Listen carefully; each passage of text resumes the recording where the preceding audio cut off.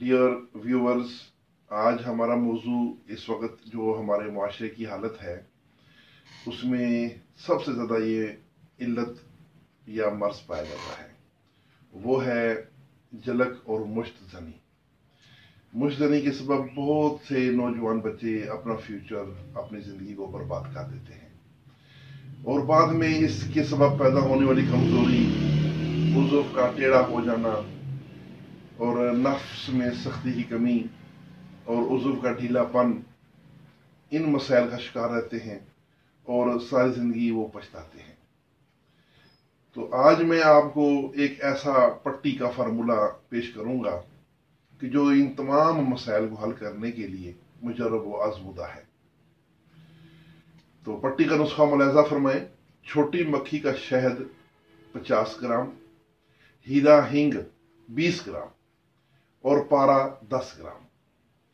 پارا اور ہینگ کو اتنا کھرل کریں کہ پارا اس میں بالکل غائب ہو جائے، ہینگ میں مکس ہو جائے، اور اس کے بعد پھر شہد کو ملا کے تھوڑا سا اور مکس کر لیں، تو آپ کی یہ پٹی کا جو لیپ ہے یہ تیار ہے۔ طریقہ استعمال ایسا کرنا ہے کہ تقریباً 1 گرام یہ دوا عضو مخصوص کی دونوں سائڈوں پہ لیپ کر کے اوپر صاف پٹی لپیٹ دیں اور صبح کھول کر نیم گرم پانی سے دھو لیں۔